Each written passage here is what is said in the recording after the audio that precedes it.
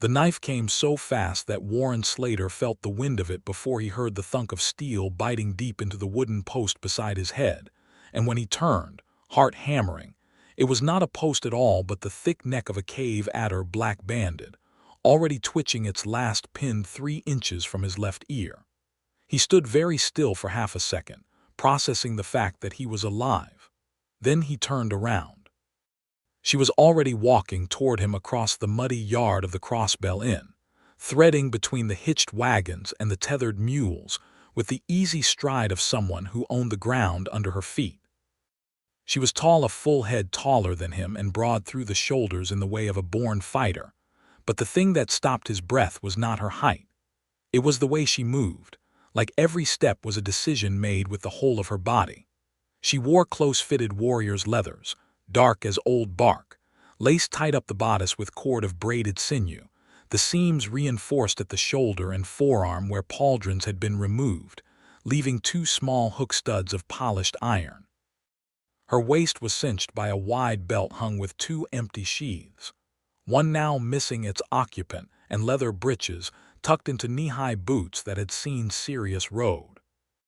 Her hair was black and heavy, braided back in a warrior's knot pinned through with a short bone spike, and the tusks that curved from her lower jaw were smooth and ivory pale, the tips inked in the old clan style with small blue spirals.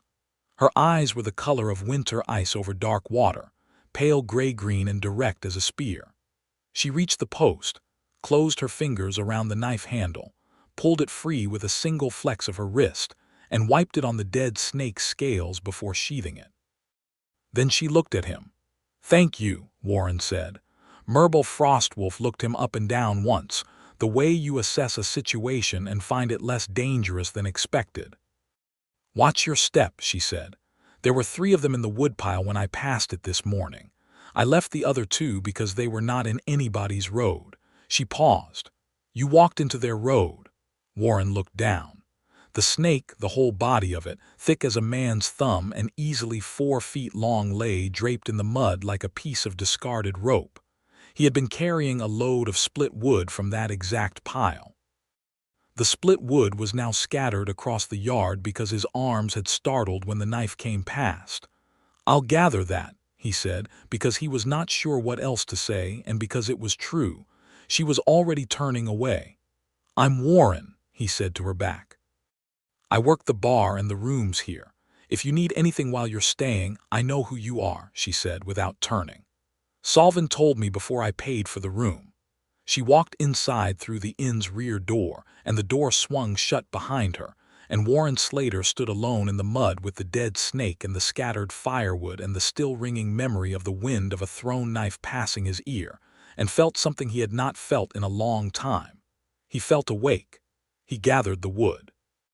The Crossbell Inn sat at the joining of 2 roads, the great trade road that ran east to west through the lowland passes, and the thornback spur that climbed north into the hill country, where the small mining camps and orchard settlements clung to the slopes. It was not the grandest inn on the road.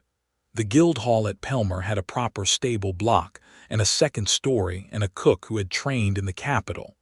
But the Crossbell had something the Guildhall did not. It was the only stop for 20 miles in any direction, and every traveler who moved through this part of the world eventually passed through its common room. Warren had worked there for 2 years, since the day he had come down from the northern hills, left the orchard he had tended for 3 seasons with a broker's note in his pocket that was worth less than the trees themselves once the late frost had come through, and walked into the Crossbell with 6 silver coins, a pack, and a request for work. Solvin Grek, the innkeeper, a broad, wheezing man with a nose like a gnarled root and a genuine talent for accounts, had hired him on the spot because Warren could lift a keg without asking for help and had honest eyes. Warren had been a sellsword before the orchard. He did not talk about that.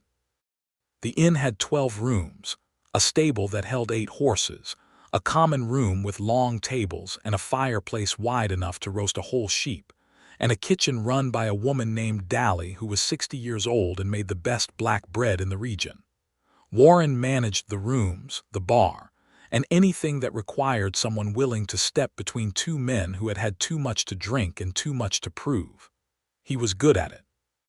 He was patient, he was steady, and he had scars that men could see when he rolled his sleeves up, which served as a more efficient conversation ender than any bouncer's speech. He was also, if he was honest with himself, deeply and quietly lonely. He was 29 years old. He had spent his 20s in contracted violence and his 26th through 28th years in the false peace of an orchard that had turned out to be a very slow kind of the same loneliness. He had not had a woman look at him in the way that mattered for longer than he could easily calculate, and he had made a habit of not thinking about it, and on the whole he was fine. He was fine. He went inside, stacked the wood, and thought about those pale gray-green eyes for the rest of the afternoon. Murbul Frostwolf came to the bar that evening. She sat at the far end, away from the cluster of drovers who were deep into their second round and getting loud about it, and she set her knife on the bar in front of her, flat and plain, which in Warren's experience meant either a specific threat or a statement of personal philosophy. On her, he decided it was the second one. "What do you drink?" he asked. "Whatever you have that isn't sweet," she said. He poured her the dark barley ale from the northern cask, which was bitter enough to make most people wince, and she drank it without expression and nodded once. He poured a second without being asked. "You are not from this inn," she said. "No," he said. "I came down from the Thornback Hills 2 years back, tended an orchard up there before that." Something shifted in her expression very slightly, as if a word had brushed against a memory and she had chosen not to look at it.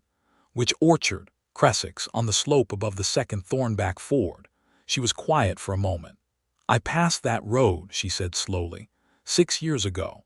There was a man fighting 2 road agents on the bridge. He won, but barely. Took a knife in the left arm doing it." She glanced at his left forearm where his sleeve was pushed up and the old pale scar ran from elbow toward wrist at an angle. Warren felt the air change. "You were there," he said. "I was passing," she said. "I did not stop. I had reasons for not stopping," a pause. "I watched until I knew you would not die and then I went on." He held that for a moment. 6 years. He had been 23, working the road between jobs, short on coin and carrying a dispatch letter for a merchant house that turned out not to be worth the risk. He remembered the bridge. He remembered the knife. He remembered lying on the planks afterward and staring up at the trees and being very grateful to be breathing. "You stayed to watch," he said. "I told you. I did not want you to die." She said it plainly, without weight, as if it were simply a fact she was reporting. "We have met before," Warren said, "in the loosest sense." "In the loosest sense," Murbul agreed. She drank. He leaned on the bar, close enough to speak quietly. "What brings you to Crossbell? You are not a drover. You do not look like a merchant." Her jaw tightened. Not anger, something more guarded. "I am moving south," she said. "Away from the hill country. Moving away from or moving toward." She looked at him, and for the first time the directness in those pale eyes had a weight behind it that was less like an assessment and more like a choice being considered. "Away from," she said, "for now." He did not push. He refilled her glass and moved down the bar to deal with the drovers, who had decided to argue about whether the northern road or the Thornback Fork was faster to Pelmer. He gave them the honest answer. The Thornback was faster, but the ford was high this time of year, and 2 of the river crossing points were contested by a toll keeper who was not official but was heavily armed, and they argued about the toll keeper for a while. And by the time Warren looked back to the far end of the bar, Murbul's glass was empty and she was gone. He stood there, looking at the empty glass and the knife that was no longer beside it, and felt the absence of her like a draft from an open door. 3 days passed. Murbul did not leave. She paid for a room extension without explanation and spent her days in the yard or on the road's edge, sometimes sharpening blades, sometimes sitting with her back against the inn's outer wall, and watching the road with an attention that Warren recognized from his sellsword years as the watchfulness of someone expecting pursuit. She ate in the common room in the evenings, always at the same end table where she could see the door, and she always ate alone because the other guests gave her a wide radius. She was the only orc in the inn, and the only orc most of them had seen outside of clan country, and the drovers and merchants managed the situation by pretending she was a piece of large furniture they did not own. Warren thought that was cowardly, and told them so on the second morning when one of the drovers, a man named Call with a pink, prosperous face and opinions about it, said something just loud enough to carry across the common room about the neighborhood going.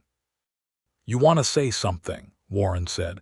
"You say it to her face or you keep it in your mouth. This is Solvin's establishment, and Solvin's paying guests eat in peace." He said it mildly, the way he had learned to say difficult things, and Call went back to his bread.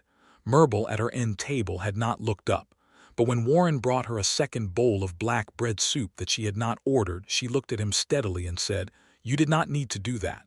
"No," he agreed. "Call is a small man with a loud mouth. I have handled worse."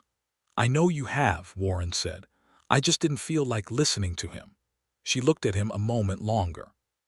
Something in the set of her shoulders changed, not quite relaxing, but differently held. "Thank you," she said.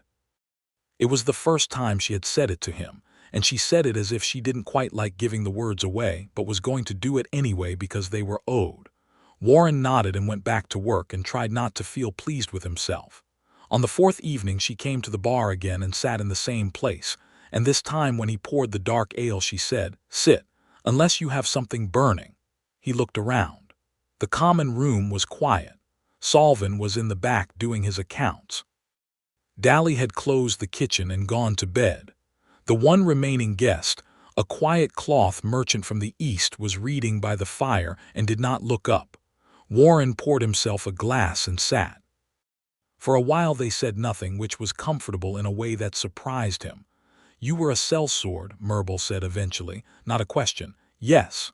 Before the orchard, after the orchard. The orchard was an experiment in being something different." He turned his glass on the bar. "Didn't take. Why did you try it?" "I was tired," he said honestly. "The work I was doing, contract work, road clearing, caravan guard, a couple of things I don't name in polite company. It was good money and bad everything else. You spend enough years being useful for violence, you start to wonder what you'd be without it." He paused. "Turns out I'm a decent hand with trees and bad at being alone with them. And now you pour ale and keep the peace in an inn." "Now I pour ale and keep the peace in an inn." She considered that. "That is not nothing," she said. "Peace is not nothing." He looked at her. The firelight from the common room reached the bar in long, warm strokes, and it caught her features in a way that made her look, for a moment, unguarded in a way she probably wasn't. The line of her jaw, the curve of her lower lip above the tusks, which were not, as he had been taught to think when he was young, ugly. They were just part of her face, part of the architecture of her, like the strong brow and the set of her dark brows. She was, he realized with the quiet honesty of a man who had learned to stop lying to himself, tremendously beautiful. "Why are you still here?" he asked. "If you are moving south." She did not answer immediately. She ran her thumb along the flat of the knife she had placed on the bar. He noticed she always did that, the thumb along the flat, not the edge, and she looked at the fire reflection in her ale. "There are people looking for me," she said. "Not casually, they have a document." "What kind of document?" Her jaw tightened. "A claim note," she said, and the weight in those two words was enormous. "From the Heron auction market. 3 weeks ago, the lord of a border keep called Dunswat paid a debt to a merchant named Tessek by giving him a name on a note. My name." She said it with the flatness of someone who had already processed the rage and was now operating past it. I had been taken in a border skirmish. I escaped before the delivery was completed. Tessek has 2 hunters on my road." Warren was quiet for a moment because he needed to be. He had seen war prize notes before. In his sellsword years he had worked the border country, and he knew what those notes were and what they represented and how they were enforced, and he had a complicated history with the institution that he had never fully resolved. "How far behind are the hunters?" 2 days when I left the Crestmere crossroads. I rode hard. I don't know now. Her thumb made one more pass along the knife. I stay here another day, 2 days, and I risk the crossbell becoming a problem for you and the innkeeper.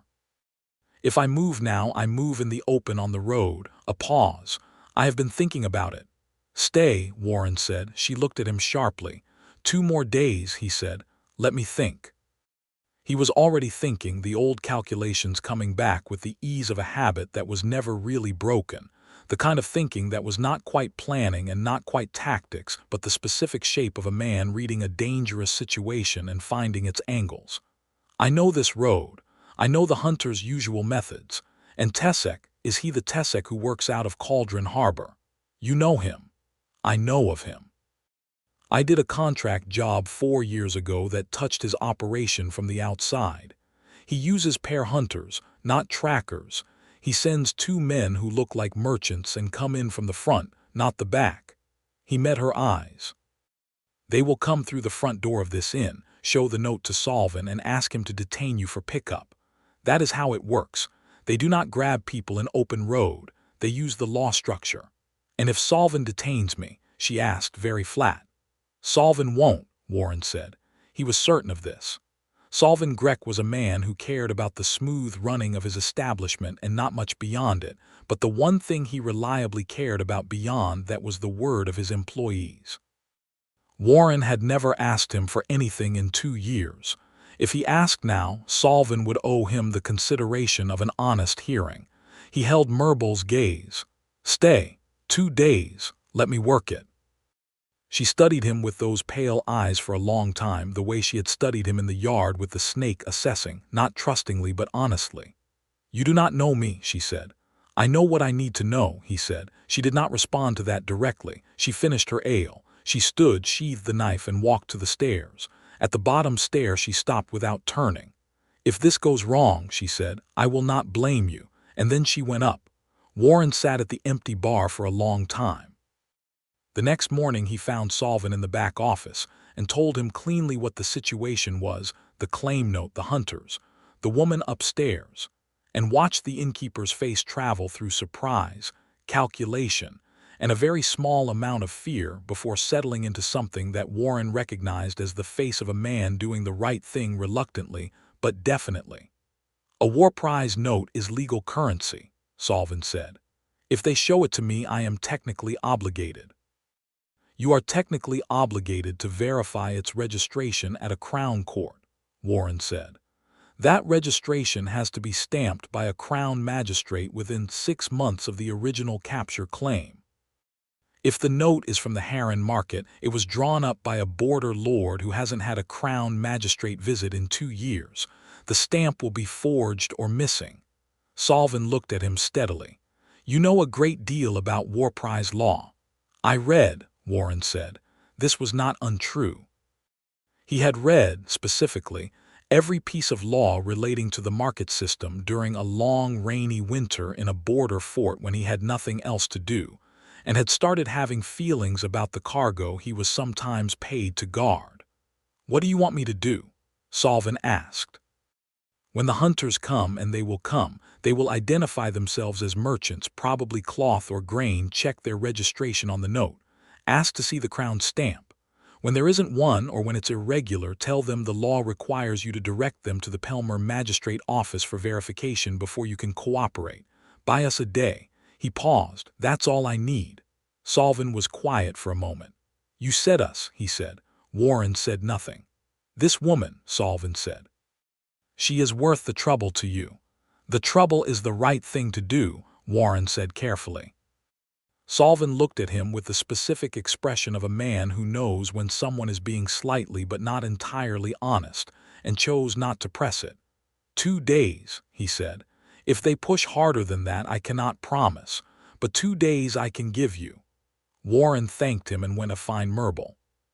She was in the yard at the back of the inn, standing absolutely still beside the woodpile, which no longer contained any snakes, because he had moved it 2 days ago, with her eyes on the northern road, which wound down from the hills in a pale ribbon of packed earth between the trees. The morning was cold and blue. Frost lay on the woodpile's cut edges. She had her arms crossed, not for warmth. She did not look like someone who felt cold, but in the settled way of a person thinking hard. He came and stood beside her. 2 days, he said. I have 2 days from Solvin. I need to get you south before the hunters lock down the road. He paused. There's a back way, down the Millward Creek track through the lower ford and onto the south road about 4 miles below the inn. They won't watch that road because it's not on the official routes. Murbul was quiet for a moment. You mapped this already. I mapped this road when I first came here, he said. I map every road I work, old habit. She looked at him sideways. The morning light did what it always did, found the clean planes of her face, the pale gleam of her tusks, the watchful intelligence in those gray-green eyes. You are going to come with me, she said. It was not a question. Yes, he said. Why, she asked, and it was genuine, not suspicious, not challenging, but genuinely curious in the way of someone trying to understand a thing that contradicts their experience. He thought about how to say it honestly. Because I know what those hunters do, he said. And because I have been standing at this inn for 2 years pouring ale and being extremely safe. And you are the most interesting thing that has happened in all of that time. He said it plainly, without performance, the way he had learned to say true things when he was tired of saying easier ones. She looked at him a moment longer.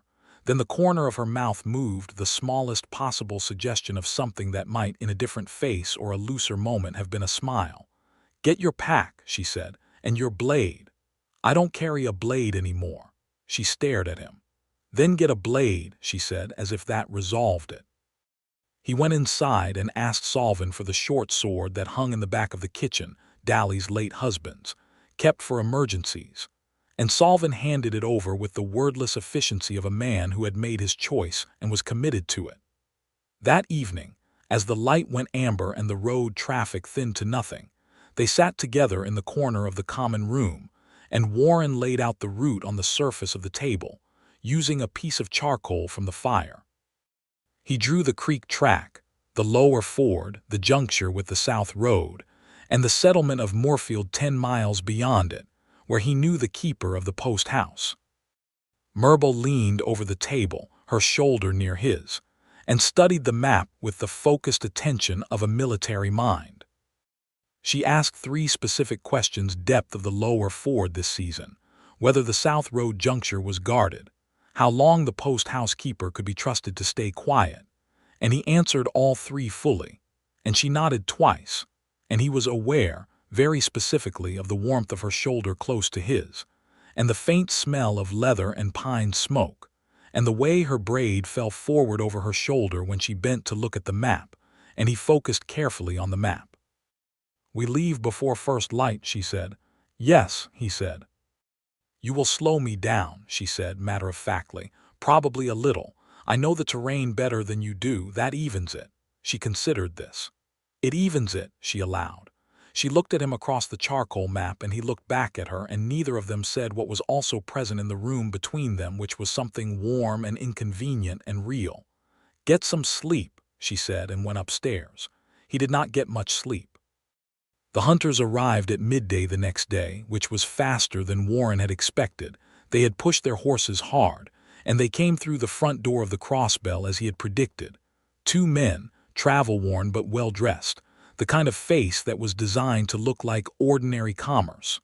One was short and compact with close-set eyes. The other was taller, with a merchant's ledger hung at his hip as a prop.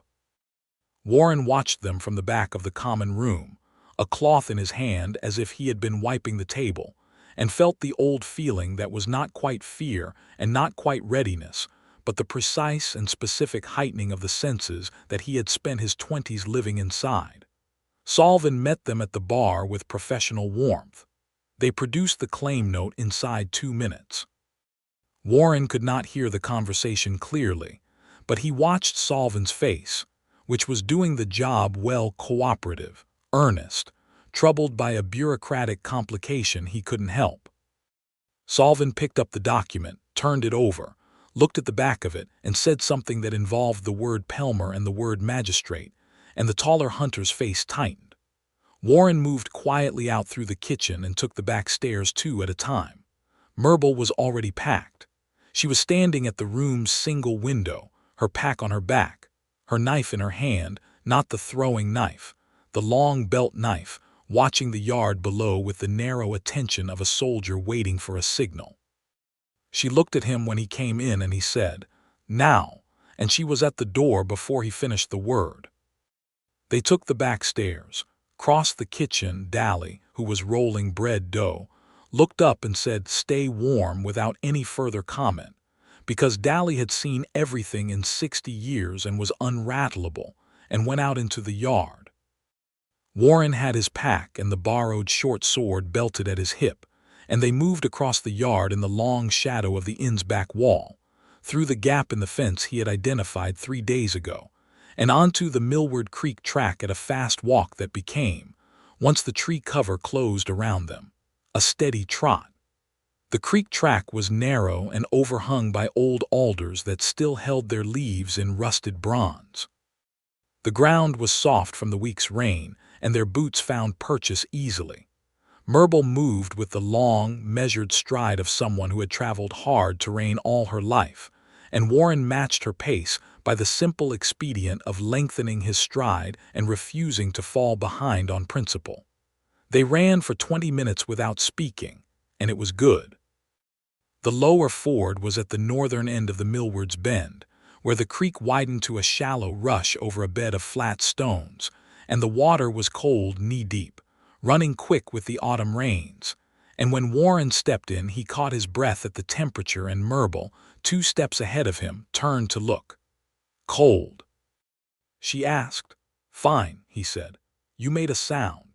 "A controlled sound," he said, an acknowledgement of the temperature. Something happened in her eyes that was amused deeply and briefly. She turned back and waded on, and he followed, and halfway across she reached back without looking and took his wrist to steady him over a slick stone, and the grip was firm and warm and lasted only as long as the stone, and then she let go, and neither of them mentioned it. They reached the South Road juncture at mid-afternoon, 4 miles below the crossbell, and the junction was empty, nothing but the road stone, and a crow on the fence post that watched them with one gold eye and flew away. Warren stood at the juncture with his hands on his hips and breathed, and Murbul stood at his shoulder and scanned south. "How far to Moorfield?" she asked. 6 miles. We'll be there before dark." She nodded. They walked south. The light went long and amber ahead of them, laying gold bars across the road through the gaps in the trees, and the birds began their evening noise, and the road was empty and good-smelling from the recent rain, and Warren thought, "I have not felt this in years." This specific alive feeling, with the cold in his chest from the ford crossing, and the pack weight on his back, and his legs working the road, and the heat of near danger still ebbing. He had missed it without knowing he had missed it, and it was back, and the woman beside him was a great deal of why it felt the way it felt. He did not say this. He walked. They were 3 miles from Moorfield when Murbul said, "Tell me about the orchard." It surprised him. He considered it. 3 acres of apple and pear on a northeast slope above the Thornback Ford, he said. "Good soil, good exposure, terrible final winter. I put 3 years into it. I thought I was building something permanent." He paused. "It turned out I was just waiting for the weather to tell me the truth." "What truth?" "That I am not a man who belongs in one place being still," he said. "That I am better on the road, that I need to be where something is happening, a pause or someone." She walked beside him without responding for 20 steps, which was its own kind of response. "The Frostwolf clan," he said carefully. "That's northern clan above the Thornback Ridge." "Yes," she said. "You're a long way from home." "I chose to be," she said. "Before the border Lord made choices for me." Her voice was steady, but the steadiness had that particular quality of something maintained deliberately. "I left the clan 8 years ago. I had a disagreement with the war chief over a decision about a raid that I believed was wrong. I was not wrong. The raid failed and people died who would have lived if the chief had listened." A pause. "I said so to his face. In the clan tent," she glanced at Warren. "In clan culture that is called a challenge of voice. The chief can accept it as counsel or reject it as insult. He rejected it. Violently," she said with the dry precision of an understatement. I won the subsequent duel, which made it worse, not better, so I left. Warren processed this. She had challenged her war chief, beaten him, and walked away from her clan because she refused to follow a leader she knew was wrong. 8 years of traveling alone since. He thought about what that must be, 8 years of the wide open road, free and capable and entirely without anchor. "You are not sorry you left," he said, not a question. "No," she said. "I am sorry that I have no one to—" She stopped.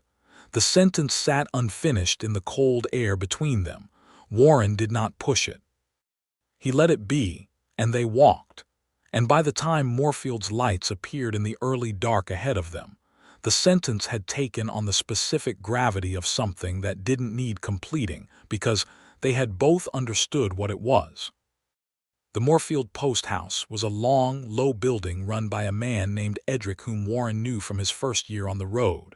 A gruff, square-jawed man with a limp from a border patrol injury who ran a clean establishment and asked no questions about people he liked and too many about people he didn't. Warren had done Edric a good turn the previous winter involving a horse thief and a recovered strongbox, and the debt was not fully paid. Edric looked at them both when they came through the door, Warren's still damp boots and Murbul's frank and steady presence, and said, "Room or two," without any preamble. "One," Warren said, because it was more defensible and because he trusted himself to behave, and because he was also not entirely sure about the second part of that. Edric gave them a room on the ground floor near the back, which was also the best room for leaving quickly if necessary, which Warren suspected Edric understood. He brought them bread and a pot of stewed meat and a jug of water without being asked, set it on the small table, and left. Murbul sat on the room's single bench and took off her boots, which were wet from the ford, and set them by the hearth where a low fire was burning. She rolled her shoulders back and stretched her neck, and Warren, who had put the food on the table and was trying to be practical about things, watched her do it without meaning to. "Sit," she said. "You have been moving for 6 hours and you ate nothing since this morning." He sat.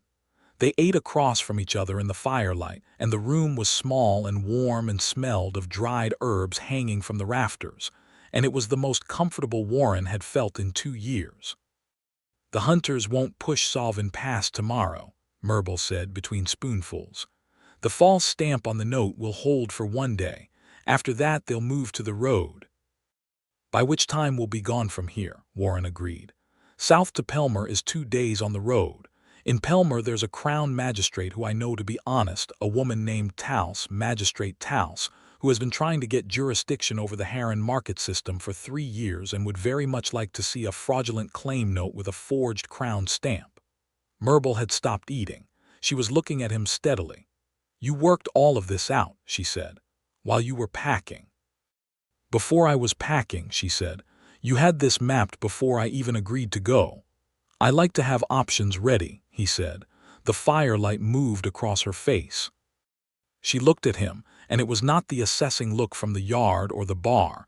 It was something different, something that was looking at him with an attention that was not tactical, and Warren held very still under it the way you hold still when something rare and important is happening.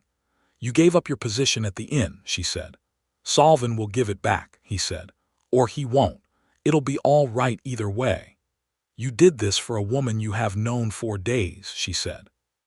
"I did this for a woman I've known since a bridge on the Thornback Road 6 years ago," he said, "when she waited to make sure I wouldn't die."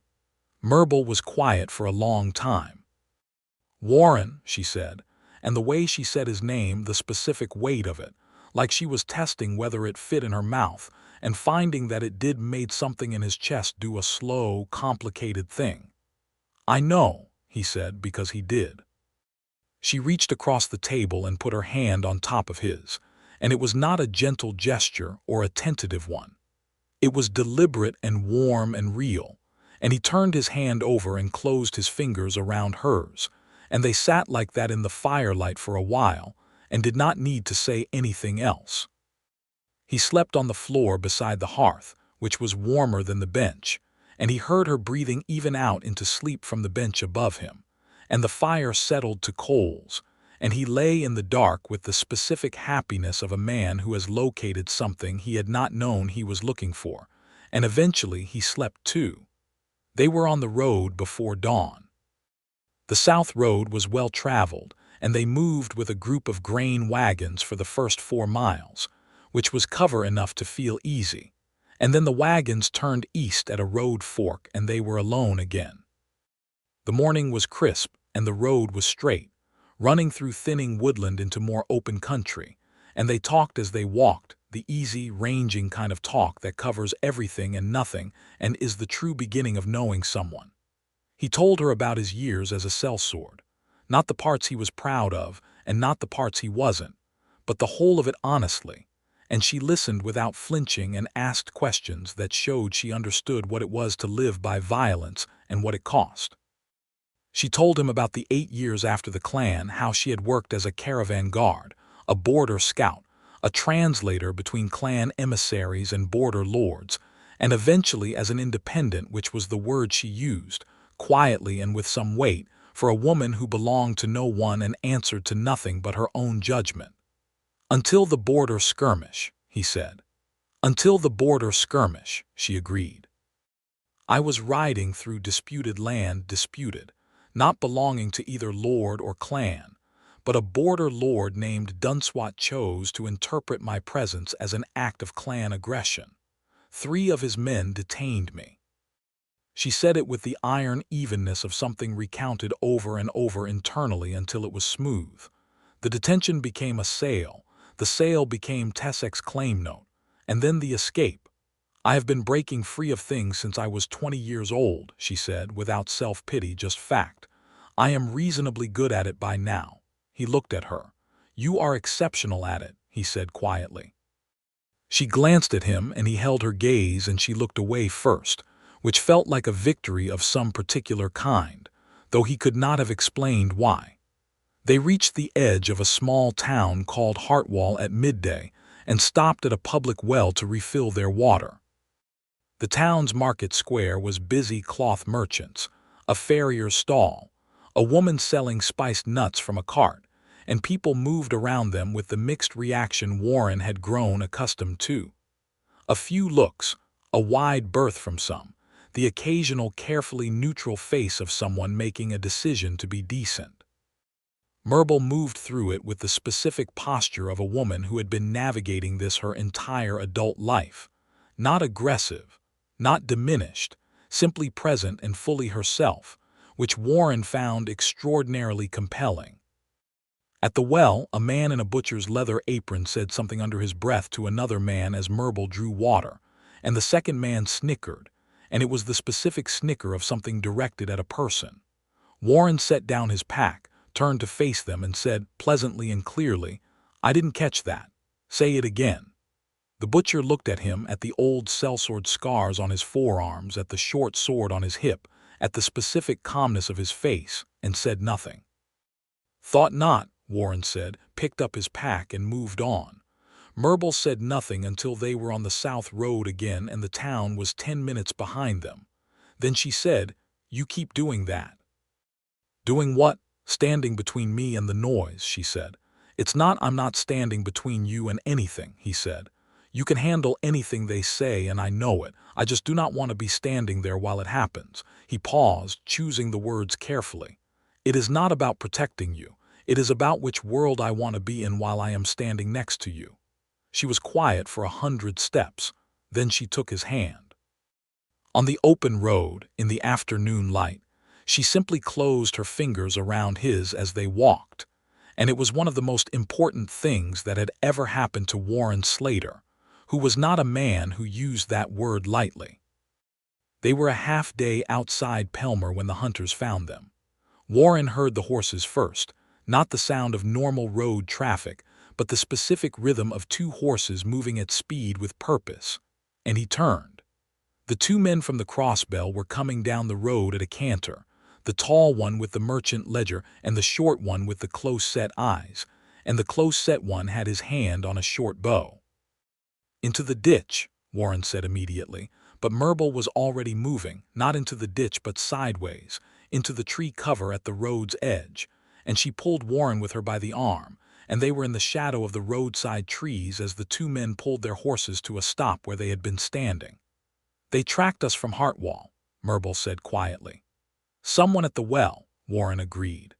They were in birch trees on a slight rise, and Warren could see the road below them clearly. The two hunters were off their horses now, looking at the ground, and the taller one said something to the shorter one and pointed north, toward Pelmer, because the south road to Pelmer was the only sensible direction from here, and they knew it. "If we run for Pelmer," Warren said, low and fast, "we are in the open and they have horses. If we stay in the trees, we can move north on a parallel, but it adds 3 hours to the journey and we arrive in the dark." He paused. "Or we deal with this here." Murbul looked at him sharply. "Deal with it how?" "Legally," he said, "the document. If I take the document from them, if I can get my hands on the claim note and I get it to Magistrate Taus tomorrow morning, the claim is voided and they have no legal standing to touch you." He paused. "The note is the thing. Without the note, Tessek has no proof the debt exists. Without the note, they are just two men following a woman on a public road." "Taking the document from them is not legal," she said. "It is legal if the document is fraudulent," he said. "Which it is. Which I intend to argue to Magistrate Taus first thing tomorrow morning." He looked at her. "The note becomes evidence. My taking it is seizure of fraudulent property in advance of a legal filing. I've been told by someone who used to read law books through rainy winters that this is supportable." Murbul stared at him. "You argued yourself into this," she said. "I am comfortable with that," Warren said. She looked at the two men on the road below. One of them was now scanning the tree line with the professional patience of a man who knew his quarry hadn't gone far. The bow was out. "Warren," she said quietly. "Yes." "The tall one has a blade at his right hip and a secondary at his boot," she said. "The short one with the bow is better with it than his grip suggests. He is holding it like a man who knows its weight by heart. Do not let the short one draw." She paused. "I will take the bow, you take the note." "You are not injured," Warren said flatly. "I know," she said. "Correct." He looked at her, and she met his gaze with something in those pale eyes that was very nearly fond, and then she was moving. She came out of the trees at the full extension of her stride, which was enormous, covering ground the way a breaking wave covers shore, and the short hunter turned and raised the bow, and she was already inside its effective range, already inside his arms, and the bow went sideways and she had him disarmed and facing the wrong direction inside 3 seconds, one arm behind him at an angle that suggested significant consequences for resistance. Warren was already at the tall one, who had his blade half out, and Warren caught his wrist, applied the specific leverage of a man who had done this 100 times, and the blade went to the ground, and Warren's knee went into the man's solar plexus with practiced efficiency, and the tall hunter sat down hard in the road. The note was in the ledger at his hip.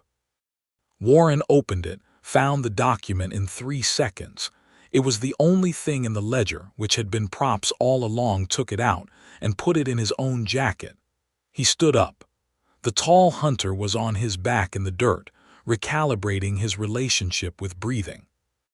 The short one had stopped struggling in Murbul's grip the moment the math became clear. "The document is fraudulent," Warren said, to both of them, the same pleasant clarity he had used on the butcher, and for the same reasons, not aggression but precision. "I am taking it to Magistrate Taus in Pelmer tomorrow morning as evidence in a filing against Tessek of Cauldron Harbor. If your employment under Tessek is a merchant relationship, you are now out of work. If it is a contracted relationship, you would be wise to revisit the terms, because the terms are about to become unfavorable." He paused. "Go back to Tessek. Tell him the note is in the hands of the Crown Magistracy." The short hunter looked at Murbul, who still held him, and then at Warren, and then back at Murbul. "You're playing a deep hand," he said. "Tessek doesn't like losing." "Tessek should have thought about that before he filed a fraudulent crown stamp," Warren said. The short hunter said nothing further, and Murbul released him, and the two men collected their horses and rode north, which was the wrong direction for both their destinations, but was what men do when they need a moment to reconsider their life choices. Murbul stood in the road and watched them go. Then she turned to Warren, who was standing with the claim note in his hand and the borrowed short sword still in his scabbard, and she looked at him with an expression he had not yet seen on her face, something open and warm and a little like astonishment, and much more like something else. She crossed the space between them in 2 steps and took his face in her hands, and she kissed him. It was not a tentative or exploratory kiss. It was a definitive one, the kind of kiss that is also a statement of intent, a declaration, a placement of a flag. It was warm and real and tasted of the road and the cold air, and Warren's hands found her waist with the sureness of something that had been waiting to do exactly this for 4 days and several years before that, and she kissed him until he was entirely sure of everything. When she drew back, her thumbs were still at his jaw, and she looked at him from a very short distance. "The note is your doing," she said, low and direct. "The whole of this is your doing. The snake was yours," he said. Something about this apparently delighted her, because the smile that came then was not the barely there suggestion he had seen at the bar. It was real and wide, and it showed the full ivory curve of her tusks, and it transformed her face into something that hit Warren Slater directly in the chest. "Come on," she said. "Pelmer by dark." They walked the last miles to Pelmer in the long blue twilight, and he held her hand on the open road and she let him.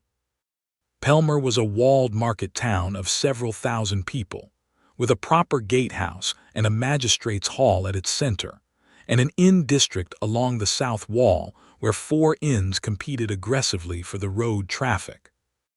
They found a room at the second inn they tried, the Amber Wheel, which was better than the Crossbell by a full order of magnitude, with a stable block and a 2nd story, and a kitchen that was still serving at the late hour they arrived. They ate a real meal, roasted fowl and root vegetables and proper wine, which Warren had not had in months, and which Murbul drank with the calm appreciation of someone who had been depriving herself of it for a while. They sat across from each other at a small corner table, and the noise of the inn moved around them, and they talked, not about the hunters or the note or the next steps, but about things that had nothing to do with any of it. She told him about the northern range where she had grown up, the Frostwolf clan territory above the high Thornback peaks, where the snow came in the last weeks of summer, and the clan lived in long houses of timber and hide, and the hunting was remarkable, and the sky in winter was a blue she had never seen replicated at lower altitudes. She described it with the specific tenderness of someone who loves a place even as they have left it forever, and he listened with his elbows on the table and his chin on his hands, and felt her let him into something she didn't give easily. He told her about the year he had spent on the eastern sea coast, doing escort work for a merchant house, and the storms he had seen from the harbor docks in winter, and the way the sea had the same quality she was describing, a color and an openness that you didn't forget. "I have never seen the sea," she said. "You should," he said. "You specifically should. You would like the—" He paused, looking for the right word. "The scale of it. It doesn't care about the categories people make for each other. It's just the sea." She looked at him for a moment. "You are saying something about yourself," she said. "Probably," he allowed. She smiled again, and this time it was the smaller, private version, the one that was just for him. Later, when the inn was quiet and the fire in their room had burned low, he sat on the edge of the bed with his jacket off and the note in his hands, examining the crown stamp one more time by the last of the firelight. Murbul stood at the window, arms crossed, looking out at the dark town. She had let her hair down from the warrior's knot and it fell to her shoulders in black waves, and in the firelight she was so present and so vivid that he had to look carefully at the note to keep his concentration on it. "The stamp is forged," he said. "Not cleverly. It's a copy of the old crown seal, the one Pelmer's magistrate replaced 6 months ago. Taus will see it immediately." Murbul turned from the window. The firelight was on her. She looked at him on the bed with his sleeves rolled up in the scar along his left forearm and the earnest, focused expression of a man solving a problem, and she walked across the room and sat beside him and took the note from his hands, not roughly, just removing it, and set it on the table across the room. "Tomorrow," she said. "Tomorrow," he agreed. She was very close. He could feel the warmth of her, that specific warmth of someone larger than you in a small, fire-lit room. She looked at him from close range, and he looked back, and the room was very quiet. "I have not wanted to stay with someone in a long time," she said. It came out plain and honest with no performance around it. "I know the feeling," he said. "I do not do things by halves," she said. "I want you to know that before I do not begin things that I do not intend." "I know that about you," he said. "I have known that since the woodpile." She reached up and touched the side of his face, the same way she had on the road, and this time it was slower and with more intent, and he leaned into her hand, and she watched his face while she did it, which was the most intimate thing anyone had done to him in years. And then she kissed him again, and this time he kissed her back with everything he had, and the fire burned to coals, and the room was warm, and Warren Slater stopped being lonely. Magistrate Taus was a small, precise woman of 50 with sharp eyes and a mouth that looked like it had spent decades holding back sharper words, and she received them in her office at the Hall of Records at the first proper hour of morning, which was early enough that she was still on her first cup of tea. She listened to Warren's account without interrupting. She looked at the note. She looked at the crown stamp. She turned the note over and examined the back of it for the secondary registration that should have been there if the stamp were genuine, which it was not, and her expression shifted from attentive to satisfied in the specific way of a woman who has been right about something for 3 years and is about to demonstrate it. "Tesek of Cauldron," she said. "The same," Warren confirmed. "I have 8 similar documents in my evidence files that came through other hands," Tal said. "I have been waiting for a clean chain of custody on one of them." She held up the note. "You took this from the claim holder's agent in the act of flight from unauthorized detention. From the agent of a fraudulent claim note while preventing the unlawful detainment of a free person on the King's Road," Warren said, which was the version he had been refining since Hartwall. Taus looked at Murbul, who had said nothing, which was the decision of a woman who understood when to let someone else speak to a particular audience. "You are Murbul Frostwolf," Taus said, "named in this document as claim property of Tesek." "I am Murbul Frostwolf," Murbul said. "I have been a free person for my entire life. The claim note was drawn in fraud following an unlawful detention by a border lord." Taus nodded once, with the efficiency of a woman processing confirmation of what she already knew. "I am issuing a void and seizure order on this document effective immediately," she said, "and I am filing a Crown injunction against Tesek under the fraudulent claims provision, which will require his appearance at this court within 30 days. She paused. "The 2 agents who held this document, are they still in the area?" "They rode north from the Pelmer Approach Road," Warren said. "Last night." "I will send riders," Taus said. She put the note in a document box with the careful reverence of a woman handling something that will matter in court, and she looked at them both. "Is there anything further I can do for you this morning?" "The void and seizure order," Warren said. "A copy for her to carry." Taus looked at Murbul and said, "Of course," and wrote out the copy herself and stamped it with the genuine current Crown seal, and handed it across the desk, and Murbul took it with the same deliberate steadiness she brought to everything. But Warren saw the way she folded it and put it in her inner jacket with a precision that was not about organization, but about the specific care of a woman holding something she has needed for a long time. They came out into the morning. Pelmer's Market Square was filling up carts and stalls and voices, the smell of bread from the bakery at the square's east corner, horses at the watering trough, a pair of pigeons on the magistrate hall steps. The morning was bright and cold, and the sky was a deep clean blue above the town's walls. Murbul stood in the square with the copy of the void order folded against her heart and the sun on her face, and she was very still for a moment, and Warren stood beside her and let the moment be. Then she exhaled long and slow, and the set of her shoulders changed, not tensed, not guarded, but open the way a door opens. He had not seen her unguarded before, not fully, and the openness of it was the most beautiful thing he had seen her do. She looked at him. "It's done," she said. "It's done," he agreed.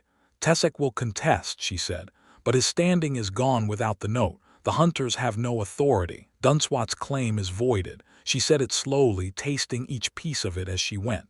"I am free to go where I want." "Yes," Warren said. She looked at him and he looked at her, and the square went about its morning business around them. "Where do you want to go?" he asked. She was quiet for a moment. Then she said, "Where are you going?" Something warm cracked open in his chest. "I have a borrowed short sword to return to a woman in Crossbell," he said, "and a position to reclaim or resign from, depending on how Solvin is feeling. After that, I don't have a firm direction." "After that," Murbul said, and the way she said it made it clear she was beginning a sentence she intended to finish. "After that, I have been thinking about the South Coast." He looked at her. "You said I should see the sea," she said. "You were specific about it. You said I specifically should. That I would like the scale of it."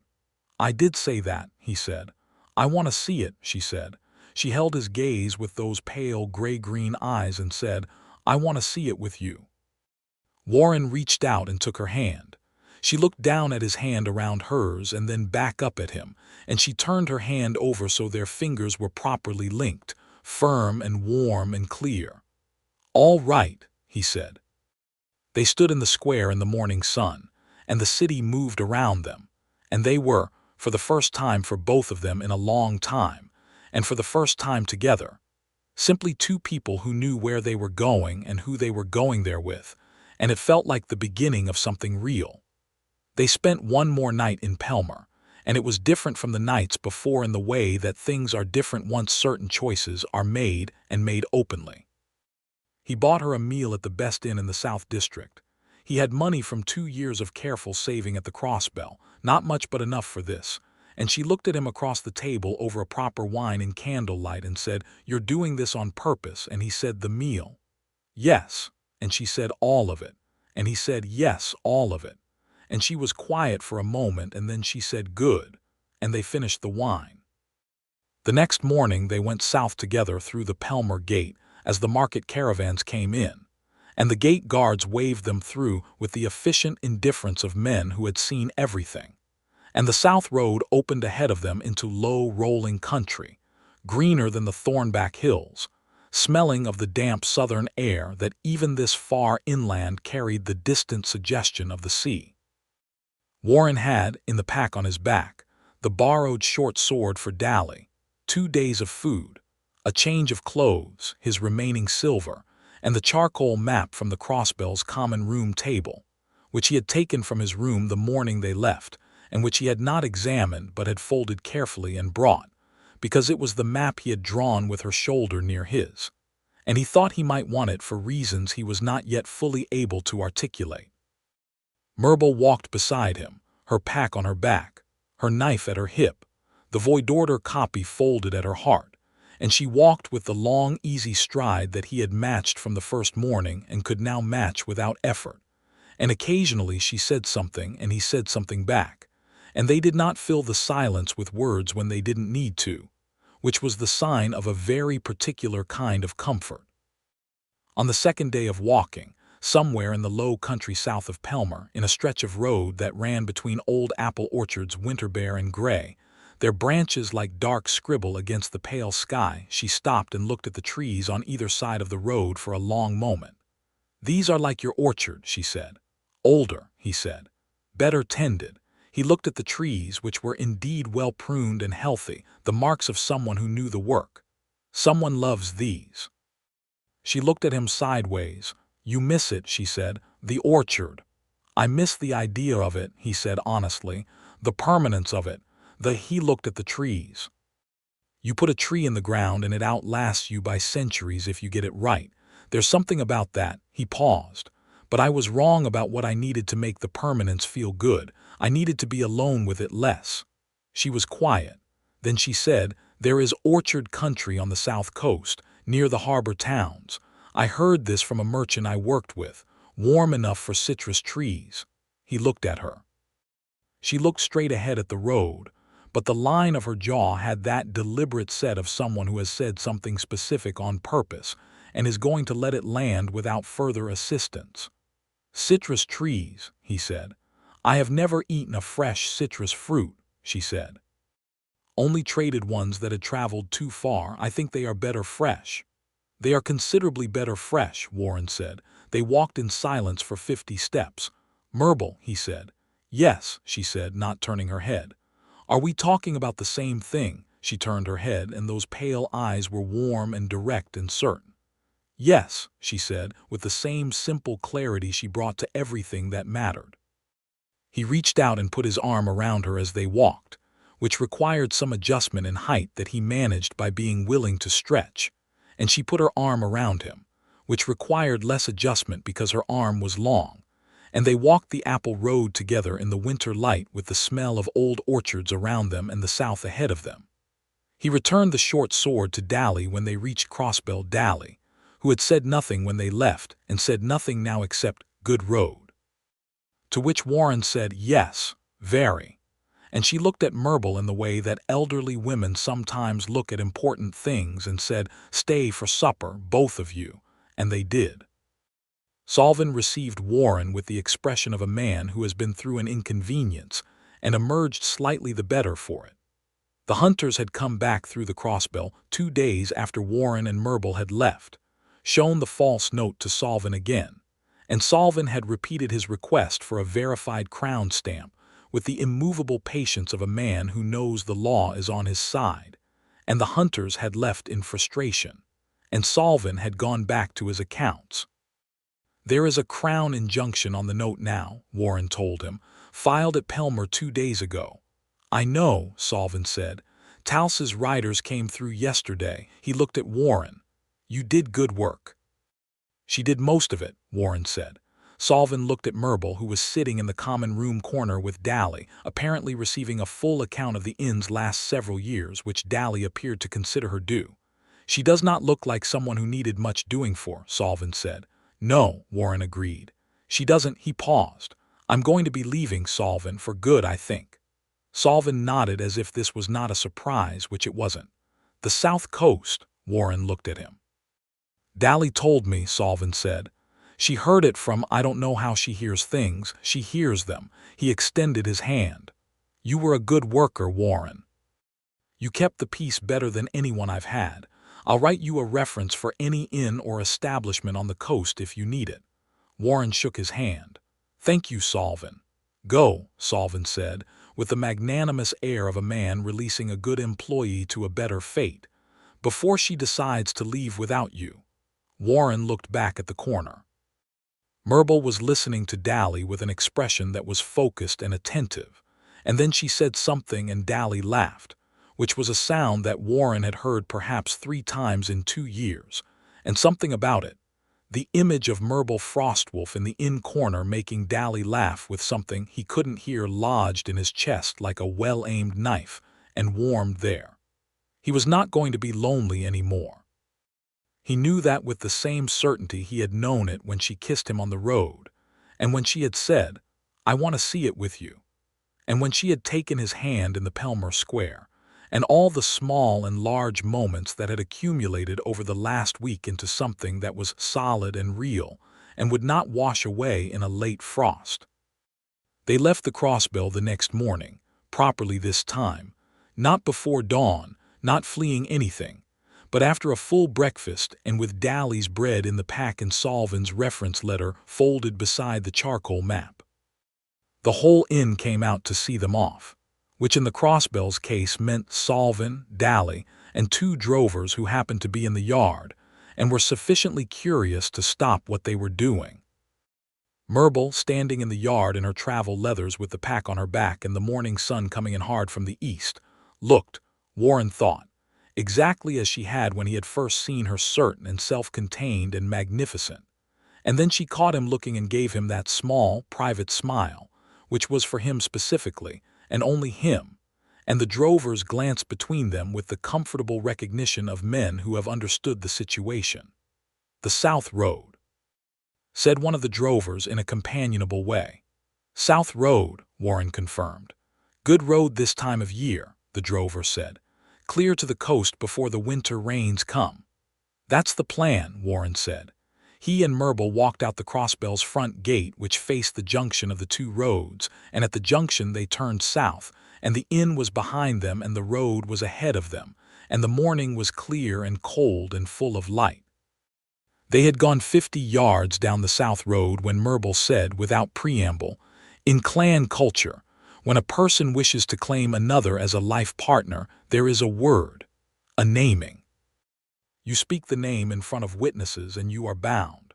She was looking at the road ahead as she said it, but her pace had not changed and her voice was steady and direct. "I am not asking you to participate in a clan ritual.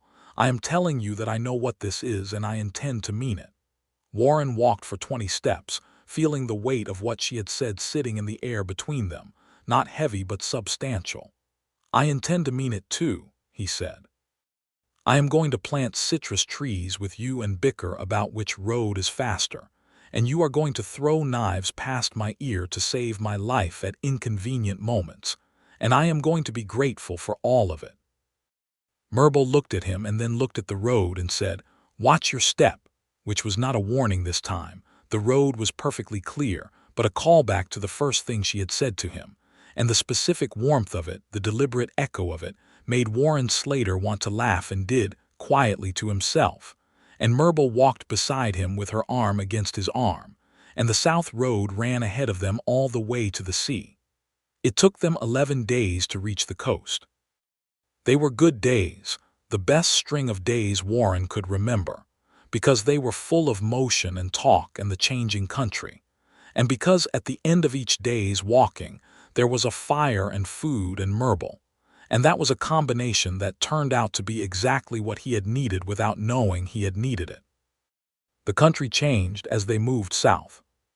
From the Thornback's bare hills to the rolling farmland of the Pelmer South District, then into the wide river valley country, where the road ran between great flat fields of stubble, and the rivers were broad and slow and crossed by long stone bridges, and then finally into the southern coastal uplands, where the air changed first. You smelled the salt before you saw anything, and the trees grew lower and the wind came in from the southwest with a new quality, a carrying kind of freshness that made you want to breathe deeper. On the 10th night, at a small inn in the coastal town of Reach, the innkeeper asked them where they were headed and Warren said South Coast, looking for orchard land near a harbor town, and the innkeeper said Alder Bay is what you want. 3 miles south of Reach, good harbor, orchard leases available through the harbor master's office. The eastern slopes above the bay are famous for citrus because the sea air keeps the frost off.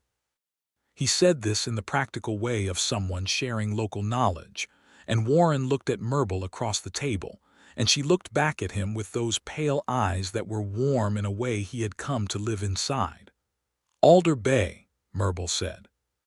"Alder Bay," Warren agreed.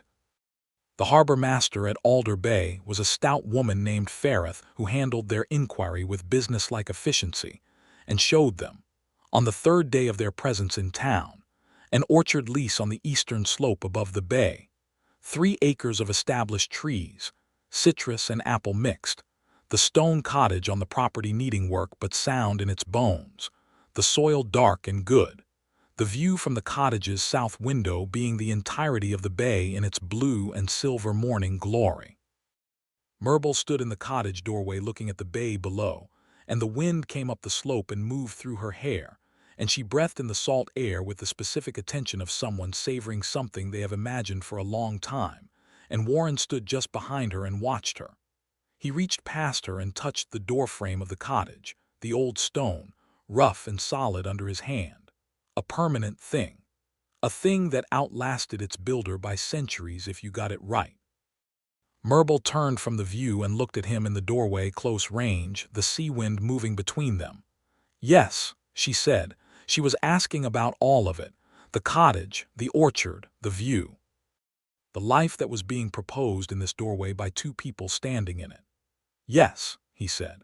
She took his face in her hands, which was her specific gesture, the one she had done on the road and before the fire and in various other moments that had accumulated into the texture of who they were together, and she held his face and looked at him with those gray-green eyes that were the color of winter ice over dark water, and were the most honest and clear thing he had ever looked into. "Then we stay," she said. He put his arms around her waist and pulled her against him, and she came without resistance, which was its own kind of extraordinary, given that she was a woman who resisted everything that she hadn't chosen. And she put her arms around him, and they stood in the doorway of the cottage on the slope above Alder Bay, with the sea spread out below them and the orchard at their backs. Ferreth, who had walked tactfully down the hill to give them the moment, called up from the path below that the paperwork would be ready in the morning, and she'd need both their names on the lease. "Frostwolf Slater," Murbul said, loud enough to carry down the hill. Warren turned to look at her. She was looking at the sea. "That is a naming," she said, quiet and direct just for him. "In front of a witness. A pause. It counts by clan custom." He was quiet for 3 full seconds, and in those 3 seconds he felt the whole of his 29 years. The sellsword roads and the orchard winters and the inn and the empty evenings distill into this specific afternoon on this specific slope with this specific woman, and what it distilled into was gratitude. "Frostwolf Slater," he said. She looked at him then, and her face was open and sure, and everything he had seen in it from the first. The fierceness and the directness and the guarded heart now unharbored, and she said nothing at all, because she didn't need to. Ferreth called up that she would put the kettle on if they wanted to come down and sign the preliminary forms, and they came down together from the cottage slope in the late afternoon light, the bay below them wide and silver and enormous, the orchard behind them full of bare and patient trees that would bear fruit in the spring. In the weeks that followed, Warren fixed the cottage with the steady focus of a man who knew manual work and was grateful for it. And Murbul worked the orchard with the same focused intelligence she brought to everything, learning the trees the way she had learned the road through attention and patience, and the specific willingness to listen to what a thing told you about itself. The people of Alder Bay received them with the mixed pragmatism of a harbor town, which was generally more tolerant than an inland settlement because harbor towns had seen everything and needed the labor. There were some looks. There was one incident, 3 weeks in, when a man outside the harbor master's office said something that was intended to be threatening about what happened in the old days when orcs came to human coastal towns, and Murbul looked at the man with such complete and undiluted calmness. The calm of a woman who had faced a war chief's duel and 2 hired hunters, and was not going to be rearranged by a harbor man with opinions, that the man stopped mid-sentence and left. The man did not return. They were known in the town, gradually and then more solidly, as the couple on the eastern slope, the orchard people. Warren brought his produce to the harbor market when the apple trees came in late winter, the citrus in early spring, and his prices were honest, and his fruit was good. And he had the friendly steadiness of a man who had learned people in a trade road inn and knew how to talk to everyone. Murbul came with him on market days, and on market days she was who she was, which was formidable and direct and capable of deep warmth for the people who earned it. And the harbor town extended them, over the seasons, the specific respect of a place that has decided you belong there. The cottage on the slope became, over those seasons, a real home with the marks of 2 people on it, the way things accumulate when lives are lived in a space rather than merely occupied. His charcoal map was framed above the hearth, which had been Murbul's idea and which he found, every time he looked at it, quietly perfect. Her weapons were racked beside the door with the orderly care of someone who maintained her skills and her readiness, and was never, even in peace and warmth, going to stop being who she was. She was the first to see the snake in the orchard, late one afternoon in the first autumn of their lease, when Warren was on the ladder pruning the upper apple branches and she was working the ground below, and she said his name in a tone that was a specific register, not alarm, but attention, precise and directed, and he looked down and she was already reaching for the knife at her hip. He saw the snake, another cave adder, smaller than the last, coiled in the root shadow of the tree he was working on, and he remembered, with great clarity, a muddy-in yard and a thrown knife and the wind of it past his ear. He climbed carefully down from the ladder and moved aside, and Murbul crouched beside the tree and looked at the snake for a long moment. Then she stood and walked toward the far end of the orchard slope without explanation. She came back with a long forked stick, and she used it to carefully lift the snake out of the root shadow and carry it to the orchard's edge where the wild growth began, and she set it down and stood back, and the snake moved away into the grass. Warren stood watching, his arms crossed, his ladder behind him. She came back, dusting her hands, and looked at him. "You spared it," he said. "It is not in anyone's road," she said, "and it eats the mice that eat the roots." She paused. "I have become sentimental about snakes." Warren smiled at her, wide and real. "That's fair," he said, "given the history." She looked at him, and the corner of her mouth went up, and the ivory tusks caught the afternoon light, and her eyes were the color of sea glass and sea ice and everything clean and particular. And she crossed the space between them on the sunlit orchard slope and put her hand at the back of his neck and said, against his mouth, "Watch your step," and kissed him.